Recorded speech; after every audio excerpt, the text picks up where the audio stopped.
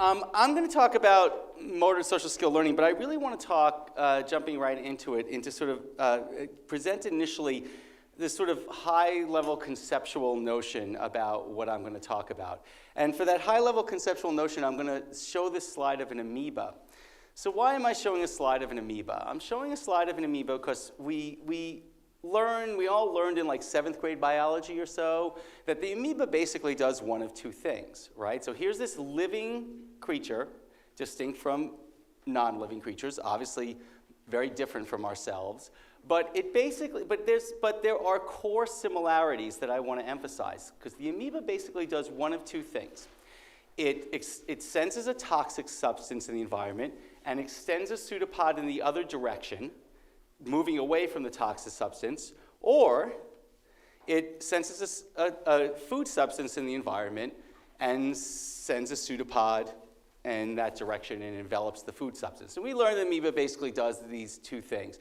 And this core thing of this perceptual motor coupling, this sensory motor coupling, and this ability to dynamically interact with the world around, in this case, the amoeba and us, is what really distinguishes life from inanimate, non-living things. This lectern has no ability to dynamically interact with the environment, but this amoeba does. And we and all living creatures are basically tied to this perception-action coupling.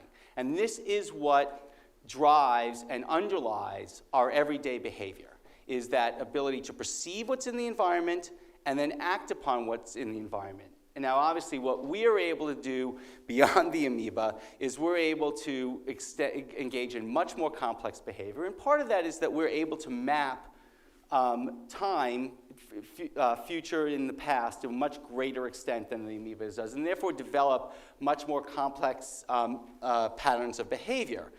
And the system by which we do this sensory action coupling is obviously much more complex, and even this sort of simplistic gray, black and white slide demonstrates it, that we have this sort of perceptual system, at least within the cerebral cortex, more in the back of the brain, and this sort of action-oriented system. And notice they say the motor unit, and they have this colored in this primary motor cortex colored in black, but this is also shaded because these premotor and prefrontal regions are basically involved in the organization and planning of these actions. And so we have this sensory unit, we have this, more generally speaking, this motor unit, and they combine to not only guide our motor behavior, but also be able to plan future motor behavior, and with that, form internal models of action or behavior so that we are able to recapitulate particular patterns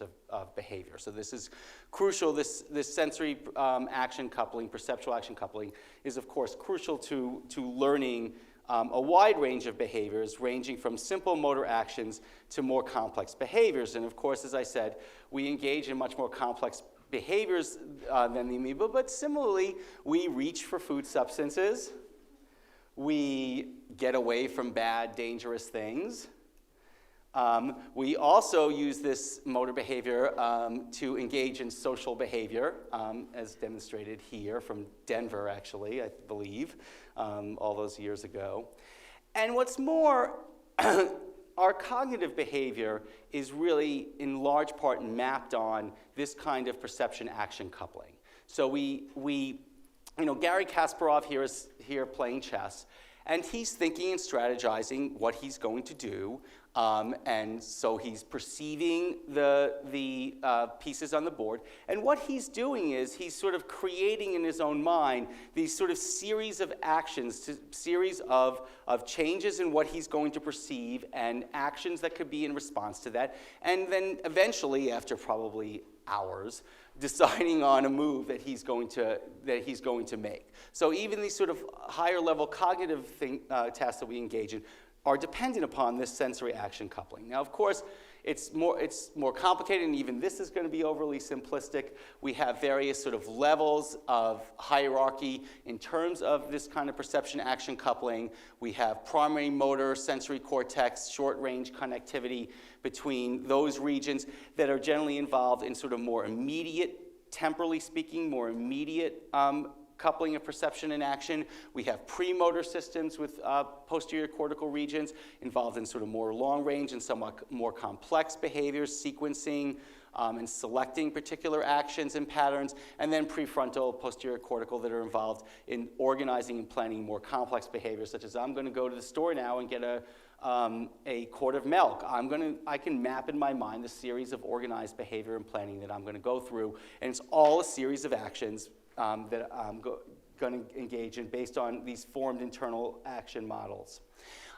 There's reward-based modulation that modifies this, coming through via frontal striatal, frontal basal ganglia circuits, and error-based modulation of these patterns via cerebellar circuits.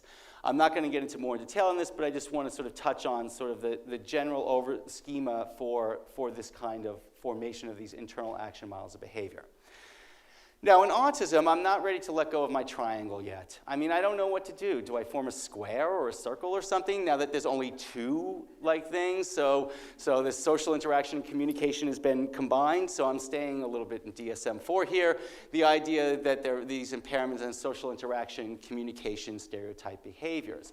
What I plan to do and submit to do through this talk is to talk about the fact that there are also clearly in children with autism, in many, many individuals with autism, impairments at the motor skill level.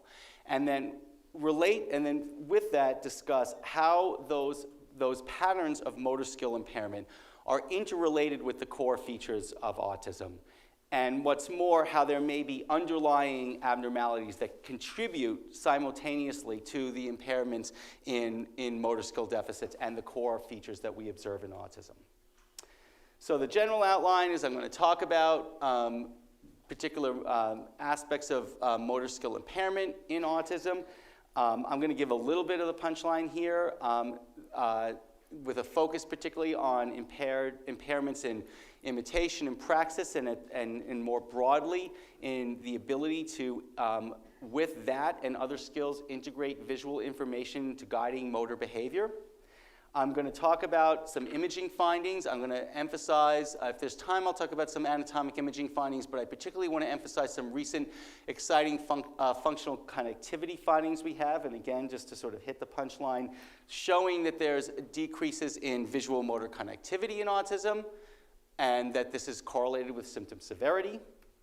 And then I want to talk about some therapeutic interventions we're thinking about now that have to do with ways of improving imitation and both motor imitation and then maybe more generalize that to social imitation in autism with the goal of really improving the ability to engage in reciprocal social interaction. All right, so motor abnormalities in autism. Not really emphasized by Leo Kanner yet. Anybody here know who Donald Gray Triplett is? I know people here know who Donald Gray Triplett is, right? He was Kanner's first case. He is number one. And so there was an article about him that was really interesting in Atlantic, I believe it was, about 3 years ago.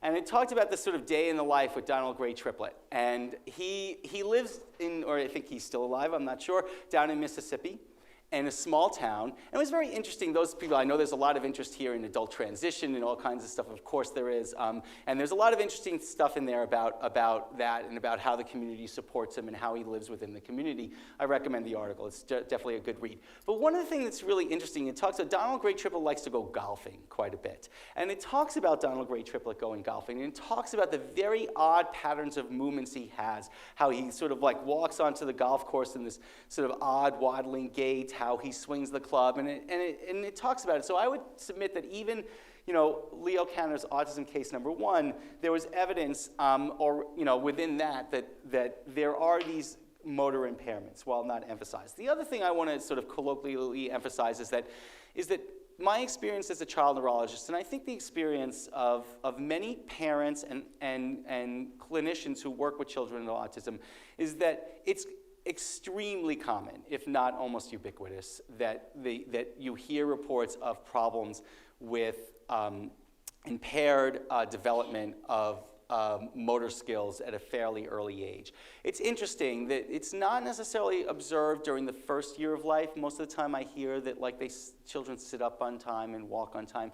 When they have to learn more complex patterns of behavior, pedaling a tricycle, pumping legs on a swing, various fine motor skills, then I almost nearly universally hear that there's a breakdown in that. So, knowing that and observing that as a child and adolescent in the clinic, that's one of the things that intrigued me to look more in depth into these patterns of abnormality. This, by the way, is my son, my 12-year-old son, obviously not 12 there.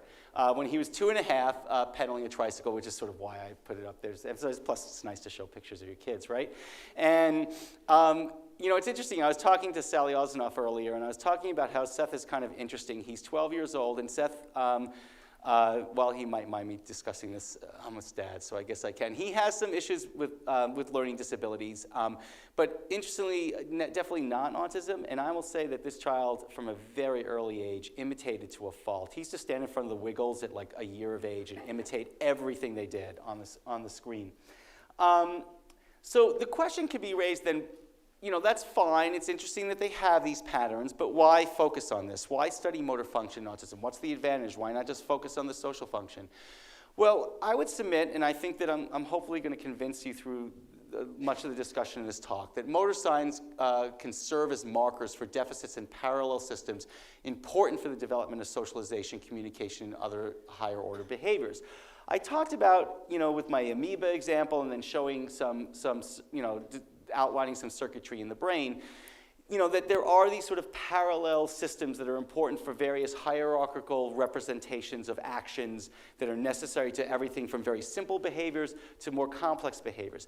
This is really crucial in a developmental context because these things are developing in parallel. And it very well may be, and I would submit that we have good evidence not only from autism but also from ADHD and other developmental disorders that we've examined motor function in, that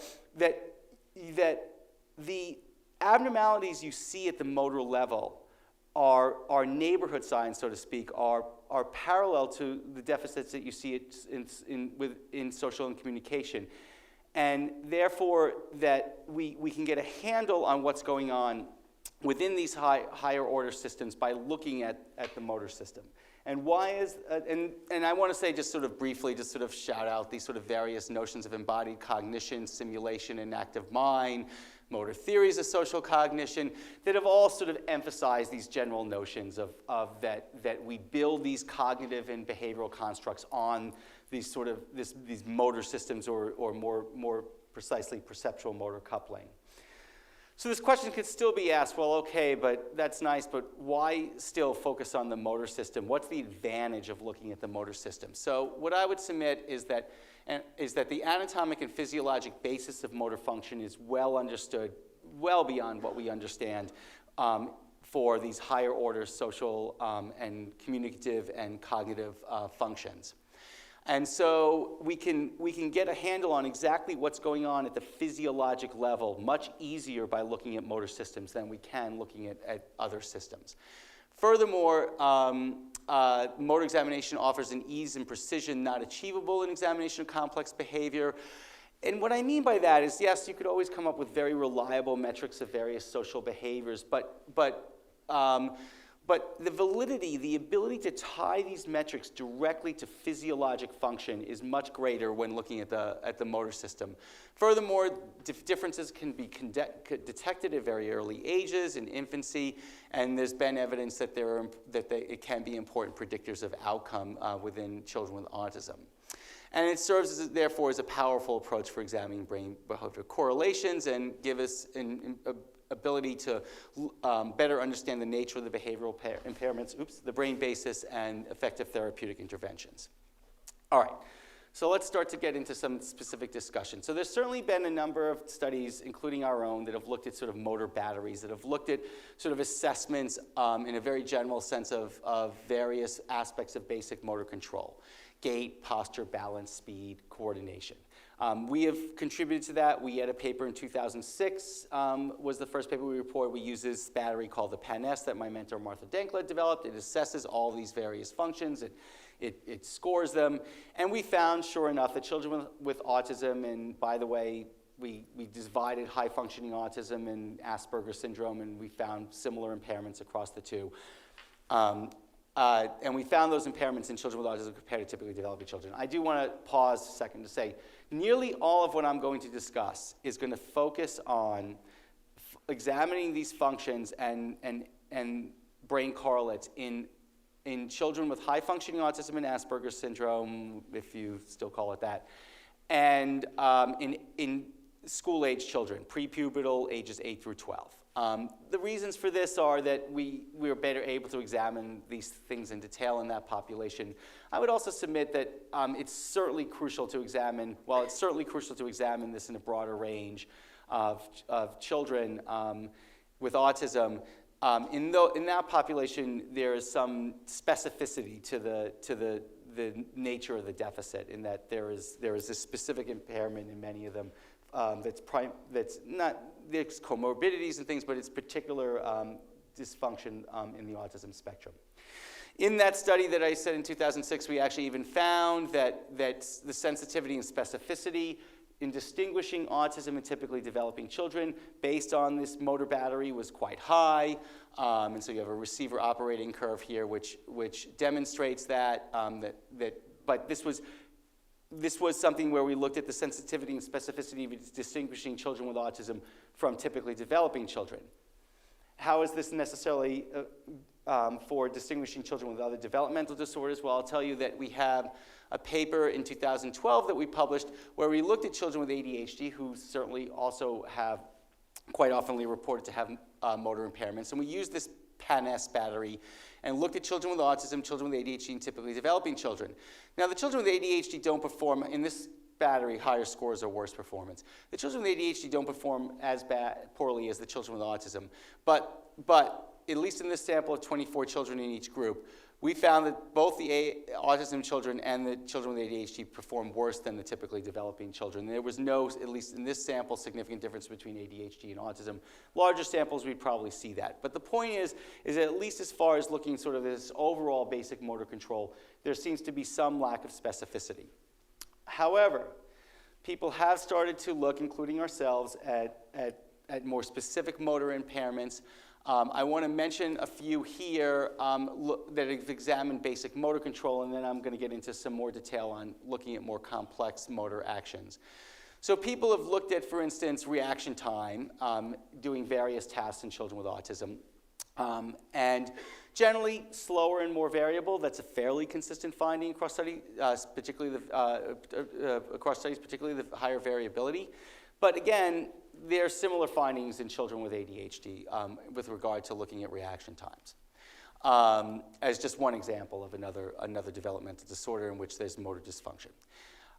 Where there is maybe some more specificity is in reaching actions. And what's interesting, and sort of gets to sort of some of the punchline that I talked about, is that in looking at reaching actions, there was a recent study that looked at the ability, at the adjustment of planning reaching movements based on visual input, based on the perceived stimulus that they were responding to. And actually, there was this, the findings suggested that children with autism had poor adjustment of reaching to visual input when planning these movements.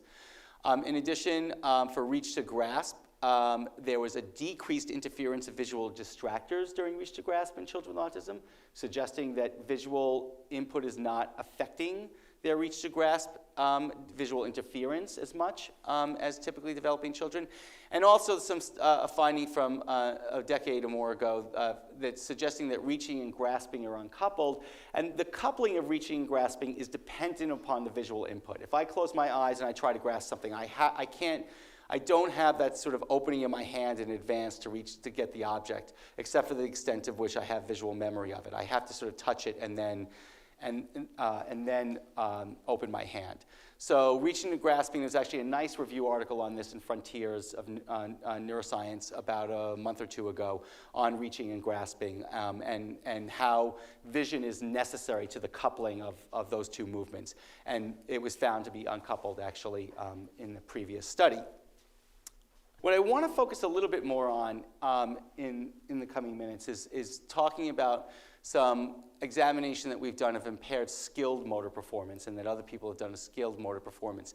Now, as you know, and certainly I'm in a place that should definitely know this, there's been a particular emphasis on motor imitation and impairments in motor imitation in children with autism. Now, I am not by any means going to get into a detailed discussion of and review of motor imitation in autism, particularly in the interest of time, but also you have experts here who could certainly give you a much better lecture on that than I can.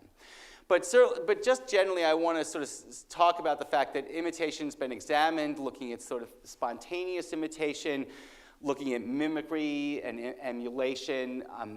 Do children with autism actually just generally copy the actions of other people when performed spontaneously? But what I'm going to focus on, and what certainly some work here has focused on, is examination of elicited imitation, otherwise referred to as motor imitation, where you're really asking children to imitate a very specific action.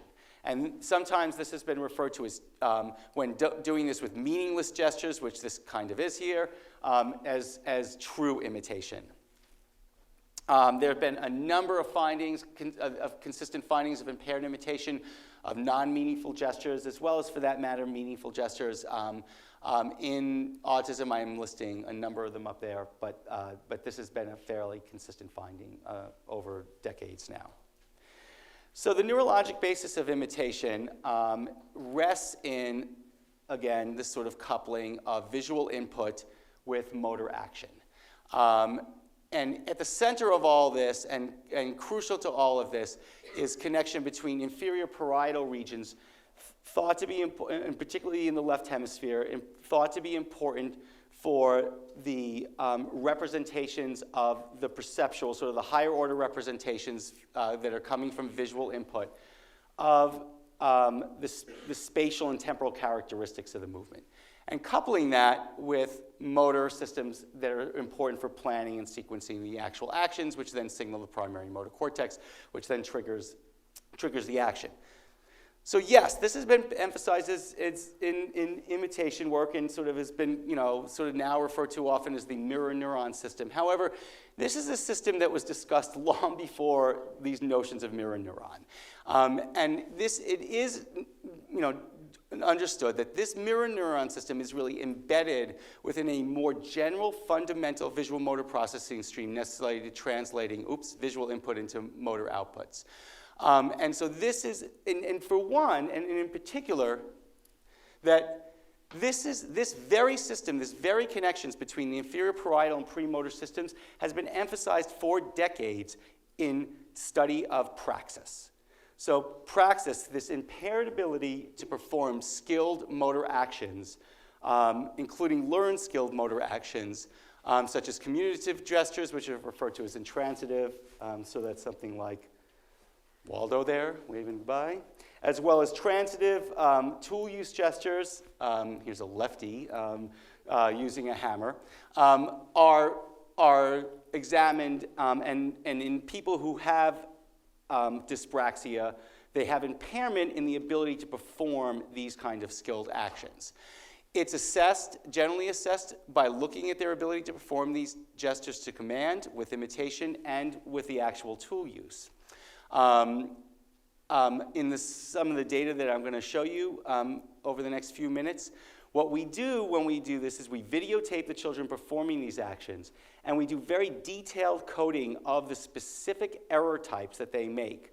I won't go through all the errors in the interest of time, but various spatial errors, how they're emulating gripping the tool, or pantomiming, I should say, gripping the tool, or imitating, or actually gripping the tool, how they're relating that to the imagined external object, etc. And so we code those errors, and we have found consistently across a number of studies, and other groups have found this as well, Deborah Dewey, for instance, that there are these deficits not only in imitation, but also with pantomime and tool use on praxis testing. And this has led to a general notion that among children with autism, that there seems to be at least a substantial portion of children with autism that demonstrate this developmental dyspraxia.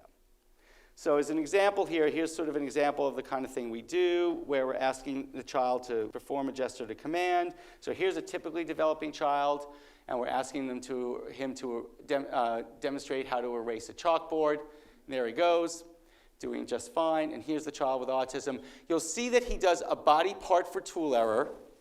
He uses his hand as the eraser, and then there's this very inconsistent relationship with the board, and so-called external configuration error.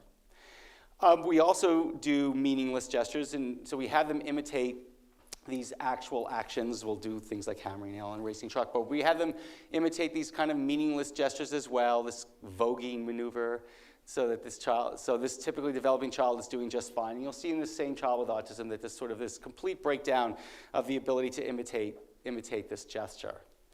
So which hand to use is unclear, and then there's this completely inconsistent ability or inability to perform this gesture. So we've done this. We do this detailed coding in these videos, and this is from the first study we ever published. So that's why it looks like an old figure, but we've had a number of figures since then where you have the children with autism here this is % correct on the y-axis. The children with autism, here's gestures to command, gestures to imitation, tool use, and across all three, they show substantial impairments compared to typically developing children. And I will mention with gestures to imitation that at least we have found that they show impairments, equivalent impairments in both the meaningful and non-meaningful gestures. What's more is that we have been finding that this is specific, at least to some degree, to autism. So now we go back to the same study where we had typically developing children, children with ADHD, children with autism. Higher scores are better, % correct on the y-axis, and we find that the children with autism are significantly worse, not only than typically developing children, but also children with ADHD, with no difference between the ADHD and TD group on the performance of praxis, and this was true of the subsets of the praxis too, including the gestures to imitation.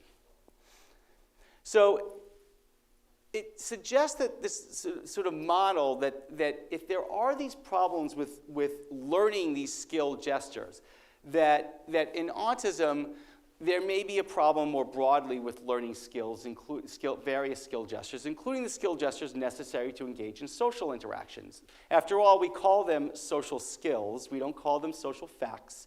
They are actually learning, and to a large degree implicitly, these actions that are necessary for engaging in social interaction. Furthermore, and I think I'm talking about something here that many of you understand and know, that with this mirror neuron notion, that the brain uses the same internal models to perform skill motor actions, not only as skill motor behaviors. Right, so let me start with that there is that notion that these things may be interrelated, and we have actually found, and this is from the second study we did on praxis that we found, where we actually then went and examined this association, and we found this association between % correction on praxis and total ADOS scores, with higher ADOS scores associated with poor praxis performance. So what's more, this system, these connections that are necessary for imitation and praxis are not only are certainly important for informing these internal models of action, but they're also important not only for forming models necessary for performing the skilled motor actions, but the brain also uses these same internal models in a feed-forward manner to understand the intents of others. So I can look around the room now, no pressure here. I can look around the room now and I can tell who's particularly interested in my talk right now and who's not. Why can I tell that? Because I can look at your facial expression, and I know when I do those facial expressions what I'm thinking. And so we use that system. We use that ability to detect these sort of gestures in others and understand, like, if I go like this, you'll say, oh, you're hammering a nail, or at least pretending to hammer a nail. Or if I go like this, you'll say, oh, he's pretending to brush his teeth, because you have your own internally formed model of these behaviors.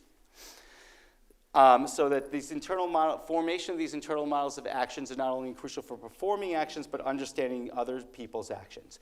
And we can actually assess this at the level of praxis in children with autism as well. So we can look at things like, for example, using a postural knowledge test that Leslie Gonzalez, Rothy, and Heilman have used for a while now in looking at praxis, and ask, well, can children with autism just simply recognize what is the correct gesture? Forget about even performing it. Can they recognize what the correct gesture is here? Obviously, A is the answer here. And sure enough, we find in children with autism that they are impaired in doing this and compared to typically developing children, as well as children with ADHD, with no impairment in children with ADHD, no difference between the children with ADHD and the children with autism. So there seems to be this impairment in autism, at least at the level of praxis, of not only with the ability to perform the skilled gestures, but also to be able to recognize those actions as performed by others. And that we're not seeing either of those impairments in ADHD, children with ADHD, despite the fact that they have problems with sort of more basic aspects of motor control. So what I would submit sort of from the autism theoretical construct is that we have this interrelationship of abnormalities in postural knowledge and praxis, and that similarly we have an interrelationship in abnormalities in social awareness and social skill. And that the formation of these internal models of action, at least for some children with autism, this may be key to understanding why they have these impairments, both in the ability to perform these skills as well as the ability to recognize and understand these actions as performed by others. And so this raises the question of whether at least, and I recognize, and I'll say as the caveat that obviously is necessary to say because it's true, is that autism is a very heterogeneous diagnosis, and so this is certainly not necessarily true for all children with autism, but I would submit that there may be a large, substantial portion of children with autism where there is a dyspraxia for social skills, where that what is contributing to their impaired social skill and social awareness is this abnormal performance, this an abnormal or anomalous pattern of formation of the internal action models. And I would also submit that this is sort of what is the shake hand diagnosis aspect of autism. So all of us as clinicians and those involved in clinical research know that, there's a large aspect of sort of like you meet a person and, you meet a child and you can sort of get a sense of whether they're on the spectrum pretty quickly. Yes, we should do the ADOS and all that. And I would submit that that's what you're getting a sense of. You're getting a sense right away of like how good are they at sort of performing that skill, that social skill. So I want to touch on for several minutes now on then looking at sort of what may then be the underpinnings of this. This is a developmental disorder, and so how they learn, how they acquire these internal action models is important to understand. And I think we've had some really exciting breakthrough findings which suggest to us what may be anomalous about the patterns of this skill learning in children with autism. So just as sort of a general background, and this is an oversimplification, but a generally true construct, there are two general patterns of learning that our brain engages in, and these things certainly interrelate to each other, but we have declarative learning of conscious, explicit facts and events. This is the nice thing about declarative learning is, well, let's start with the bad thing about declarative learning. The bad thing about declarative learning is that it can be very transient. We've all experienced this. We've crammed for tests. We've memorized a bunch of facts. We take the test. We hopefully do well, and a week later we don't remember half of it, if that. The nice thing about declarative learning, though, is that it's flexible. Okay, so I could say to you now, if I give you a really good convincing argument that the Declaration of Independence was signed in 1775, despite all that you've learned in the past, and then I gave you the test, and I was the one giving you the test, and I asked you that question: when was the Declaration of Independence signed? And you knew I was grading it. You would write 1775. So you were very easily able to erase the old fact, or at least replace it with a new piece of knowledge. Procedural learning is advantageous in that it's hardwired, it stays there for a very long time. It's like riding a bike, right? So these things are very hardwired. The problem with it is that it's very hardwired, so it's inflexible. I'll give you a quick story. Oh, I probably shouldn't, but I'm going to do it anyway. So I swam as a kid. I wasn't very good. I was good. I wasn't very good. I didn't swim competitively or anything. About a few years ago, I started swimming regularly, and my wife was actually at Meadowbrook Swim Club, where Michael Phelps swims, and Baltimore. And so so I'm swimming in a lane, and my wife's taking a lesson with Miss Annie, and she's teaching her, and she didn't know us at that time. It was the first lesson, and she points. My wife told me this after, that she pointed to me during the lesson and said, "Now you see him?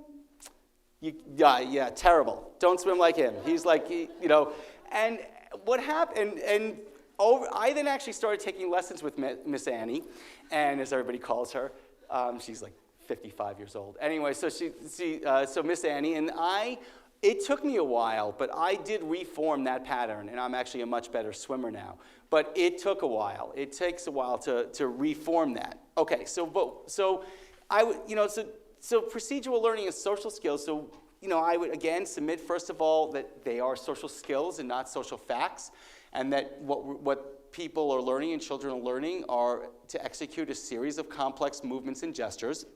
I'll also say as an aside that individuals with autism, and we've all heard this from parents of children with autism, that they sometimes will report an inability to automatically perform social gestures and sometimes compensate by using declarative scripts. They'll sort of tell themselves, oh, when I'm in this social situation, I'm supposed to do this. In fact, Temple Grandin, I think she's gotten better, certainly, is that, but when I first met her about, nearly 20 years ago now, she told me that when she got into a social situation and somebody stuck out their hand, she actually had to prompt herself with somebody's sticking out their hand. I need to stick out my hand too. That there are these sort of declarative scripts that are used to compensate for the lack of that automaticity. And of course, then there's the sort of notion of inactive minds that I won't get into much more. So I want to talk about a specific motor task that we've done that has really been quite revealing. So we decided to look at motor learning and start by looking at motor adaptation. So in this task, and this is Courtney Haswell, who was the first author on the first paper that we published on this. In this task, the subject grips a joystick. They cannot see the joystick itself. They see a cursor on the screen that is tied to the joystick wherever it goes, although I'll talk to you about an experiment where we uncoupled it in a few minutes.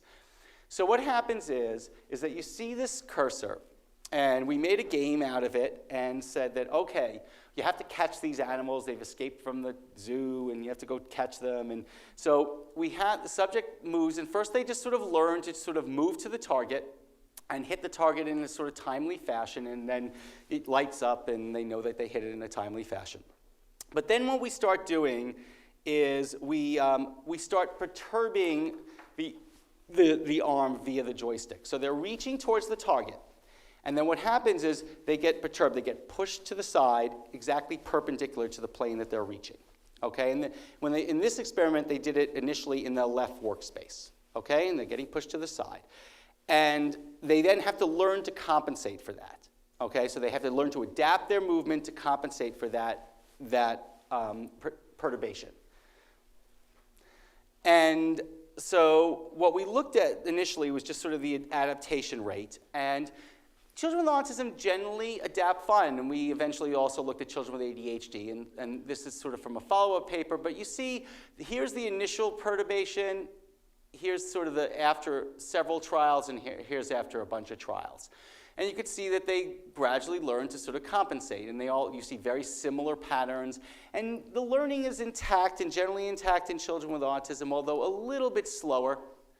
And this sort of, if you look at this particular area, it's significantly different from the other two groups, but not dramatically. There's nothing dramatic here, clearly. ADHD children, by the way, learn at the exact same rate. ADHD children are much more variable, though. I won't get into that, but that's obviously, as though many of you know a story in ADHD. All right. But then what we do is, after they learned that in their left workspace, we move them over to the right workspace, okay? When they're learning to adapt in their left workspace, there's one of two ways they could be learning, and it's generally a combination of the two. There's one of two sensory feedbacks that they could be relying on. One is proprioception. Okay, so proprioception is your sense of where your body is in space. It's why when I close my eyes, I can do this and touch my nose, because I know where my hand is in space. You're getting feedback from your muscles, from muscle spindles, that tell you what, in very precise ways where your body position is. The other is visual. They see the cursor and they see the perturbation, and they can map it visually as well. So what we did is we then looked at how they generalized what they learned in their left workspace to the right workspace. And we looked at two coordinate systems, a generalization to an extrinsic coordinate system that exactly matched what they were seeing visually in the left workspace. But you could see if you move like that, if I'm moving here and now I'm moving here, my arm coordinates are very different. So we also matched to a coordinate system that matched the intrinsic feedback from proprioception. And what we found was that the children with autism, first of all, their end adaptation rates, as measured by the force that they were exhibiting, was very similar to typically developing children. However, the generalization patterns were very distinct. They showed much more generalization in intrinsic proprioceptive coordinate system and less generalization in visual system. And so that the general conclusion was that when forming these internal models of behavior, children with autism rely more on proprioceptive feedback from their own internal body space, their own body schema, and less on what's going on in the external world. And this makes sense heuristically, even sort of like thinking about why it's called autism. I mean, these children are perhaps relying, when they form these action models, are relying overly too much on what's going on in their own world, so to speak, in their own body, and not enough on what's going on and the feedback they're getting from the external world. And when we think about how we learn social skills and how we learn socialization, it is in large part through this visual motor mapping, through imitation and other similar means of what we're perceiving in the external world. What's more is we found in a follow-up study that children with ADHD, here shown in green, showed a very similar pattern to the typically developing children, and not the children, and as opposed to the children with autism, suggesting some specificity for this finding. And what's more, in the original study, we found that this tendency to rely on proprioceptive intrinsic feedback as opposed to visual feedback was correlated with impairments in imitation, as well as other aspects of praxis, pretty similarly across the board. So gestures to command and gesture with tool use. And it was also correlated with the social interaction score from the ADOS within children with autism and across the two groups, the SRS. So we've now done, the thing is that, we looked at generalization here. It was a little bit of an indirect way, as you sensed, I'm sure, of looking at proprioceptive versus visual feedback. So we wanted to look at this more directly, and very quickly what we've done now is we've done an experiment where we're dissociating the visual and proprioceptive feedback. So for example, there might be a case in this situation where they're feeling the force perturbation at one of three levels. They're feeling their arm being pushed over as they're reaching, but they see no perturbation at all. The cursor goes straight ahead. So we looked at what happened when we sort of did this mismatching in typically developing children and children with autism. So for example, in that zero visual error condition, as one would expect based on our previous findings, we're finding that the children with autism, their learning is hardly impacted. That the fact that they're getting no visual error, they're getting no real visual feedback, they learn just fine. The typically developing children, however, are dramatically impacted by that lack of visual error and that dissociation between the visual and proprioceptive error. So that when we map sensitivities, we see that the children with autism shown here in red, show higher error sensitivity to proprioceptive error, whereas the children with typically developing children show higher sensitivity to visual error. I just want to sort of in wrapping up the behavioral, and then I want to touch on the imaging, and I'm just going to touch on one imaging finding here. I know I'm going a little late.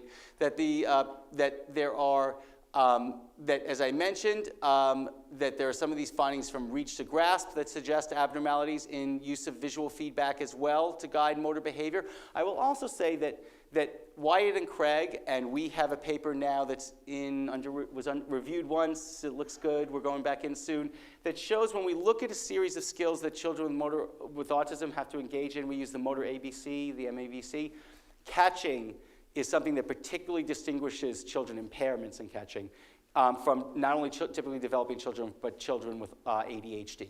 So it seems that there's something specific about that rapid visual motor integration that's impaired, and of course there's the impaired motor imitation that's been described.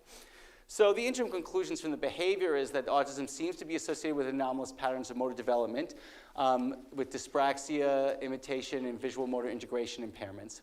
With this, and that they show in motor learning an abnormal reliance on proprioceptive intrinsic feedback from their own bodies and less on feedback from the external world. And we now have two separate tests that we've done to examine that are consistent in those findings.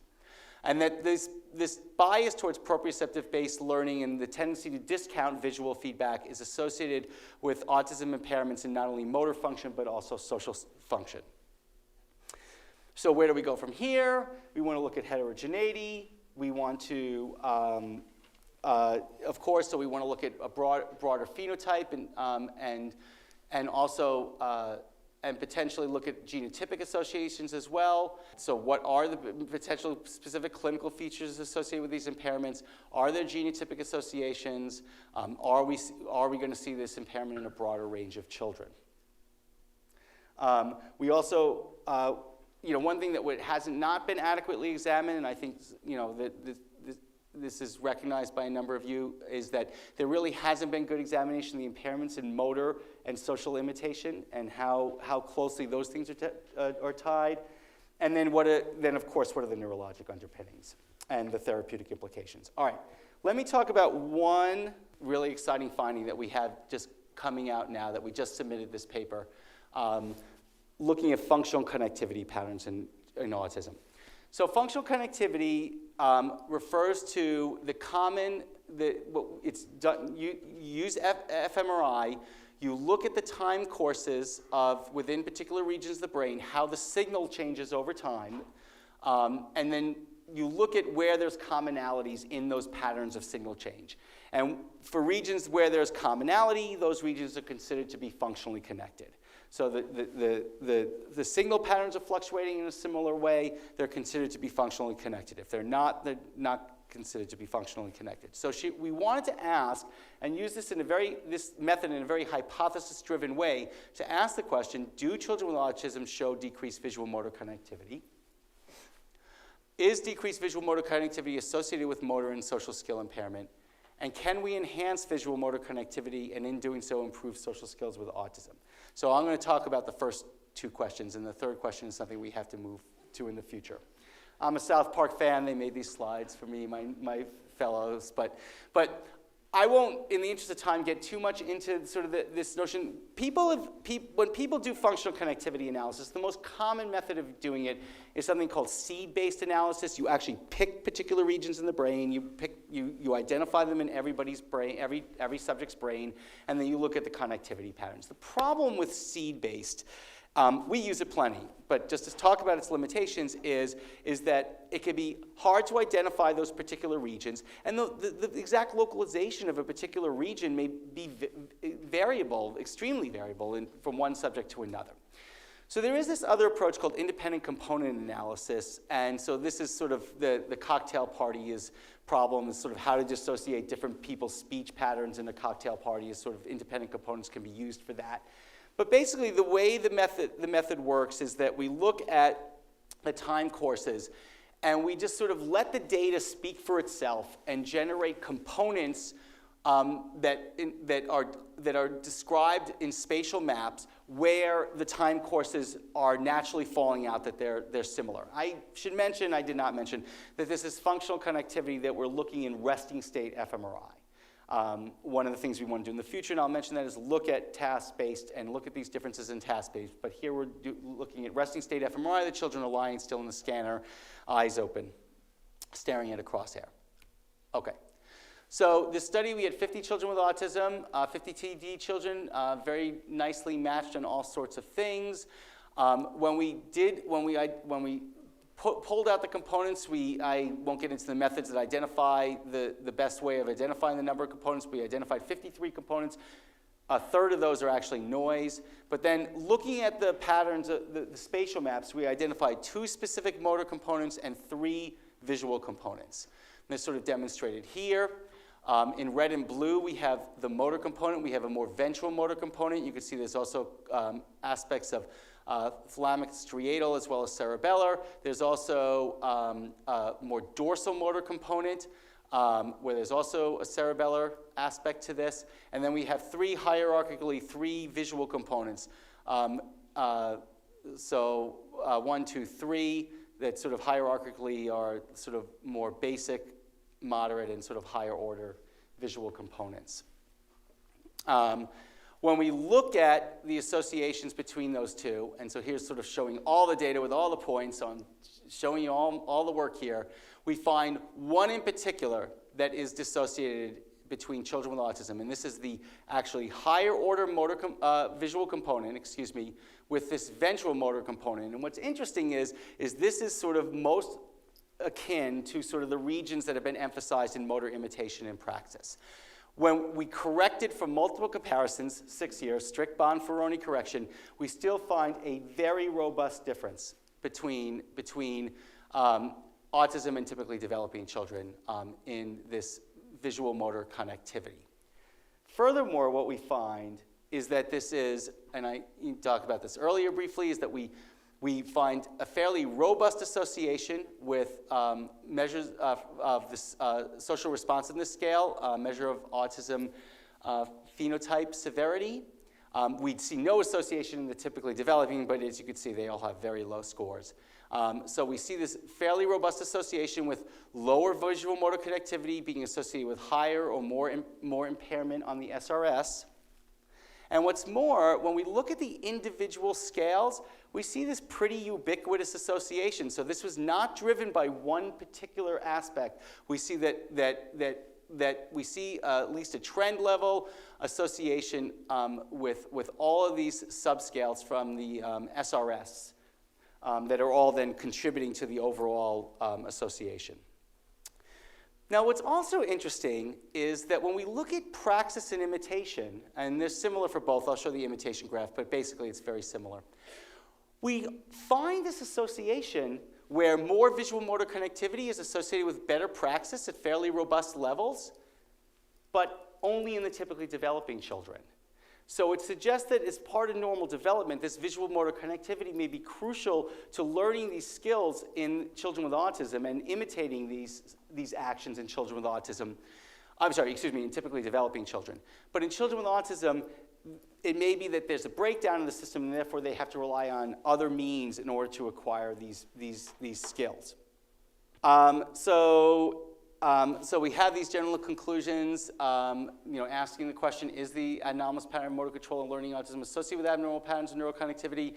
I won't talk about this, some anatomic imaging findings, but as far as the functional connectivity findings, we found this differences in visual motor connectivity, this decrease in particular aspect of visual motor connectivity, and it was associated with the core social, communicative, and other autism phenotype impairments in children with autism, and associated with imitation and praxis in typically developing children, but not children with autism. So there's a number of future directions we want to go with this. Understanding what is the specific nature of impaired visual motor connectivity. Visual motor systems are connected. I showed you sort of in the cerebral cortex how they're connected, but they're also, visual motor integration is a key part of what happens in certain aspects of the cerebellum. So it may be that the abnormality is really more cerebellar-based than cerebral-based. What specific patterns of functional connectivity are associated with imitation and praxis in autism, since we did not see this visual motor association in autism, but rather in typically developing children. Is this reduced visual motor connectivity seen during performance of visual motor skills? So when we do not just resting state, but actual task-based. And then are we going to see it at younger ages? That's something we're very excited to potentially look at. The last thing I want to touch in, so just give me 5 minutes here, is therapeutic implications. So we have this sort of bias towards proprioception, this discounting of visual input. What does that say about how we should teach children with autism skills? So one possibility is that we play to the strength. We say, oh, they're really good at relying on proprioception. Let's get them to rely more on proprioception. And that may be good for particular skills where that kind of feedback can be useful. So for example, handwriting. We, a lot of times, learn how to form letters by watching the teacher or somebody write it on the board or write it on a paper, and we kind of imitate that action. But might it be better to sort of teach children with autism, who often have handwriting impairments, and we had a study on this, and I was pursuing further more detailed studies on this that I don't have time to get into, showing that they have problems with handwriting and problems particularly with forming letters. So might it be better to sort of give them more proprioceptive feedback through various means to improve their motor performance? I won't get into details about that, but we have some ideas about how you might do that. I'll also mention, going backwards, that teaching sign language. That's often done through imitation. And it may be that for children with autism, this a hand-over-hand approach, where you actually move their hands into the position, may be more advantageous. And there was, I am aware, but it was never really written up, at New Mexico State, I believe. There was a postdoc fellow who actually looked at this and actually did find some suggestion that children with autism were particularly advantaged by that hand-over-hand approach. The problem with these kind of approaches is that in teaching, they may be useful for teaching particular motor skills, but teaching social skills, hard to do through proprioception. Maybe particular gestures, such as signs or other specific gestures that you might be able to teach them how to perform better. But if we're really going to get them to sort of better acquire these kind of skills through imitation and other visual motor means, we really need to try to leverage neuroplasticity to increase visual motor connectivity. Potentially through brain stimulation, but what I want to focus on talking about right now is some ideas that we have for behavioral methods. Specifically, when we look, Wyatt and Craig, who I mentioned earlier, are finding that, like us, that the children with autism are particularly impaired in catching balls, requiring rapid visual motor integration. They did an experiment where they slowed down the presentation using a ramp of the ball, and had some suggestion in that study that if slowing down the ball was particularly advantageous for the children with autism. Makes sense.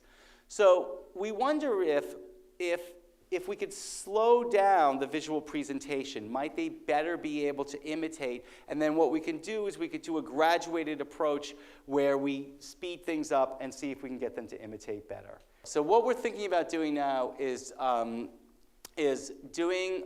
using Connect systems and doing this task called Just Dance. So the child's supposed to imitate all these actions, and you actually have sensors, and you could detect how they're doing and performing the imitation.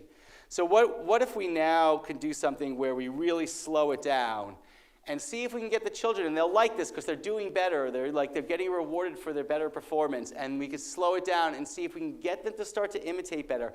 The main goal here really, in part it's behavioral, well, let's get them to imitate, but really what we're trying to think about doing here is priming this visual motor system. Can we get them to engage in this fun activity that really sort of gets at Hebbian notions of rewiring the brain and neuroplasticity, and really see if we can get them to improve visual motor connectivity through these kind of games, and with that improve imitation, and then during the performance of this kind of task, but then more generally in a generalized atmosphere where they can potentially better acquire social skills in a more naturalistic setting. So I'm going to end there. Here's my various acknowledgements, many of them who contributed to this, and the support from Autism Speaks and NIH for this research. Here's my children, Seth and Holden, a bit older, still from a few years ago, and thank you very much for having me.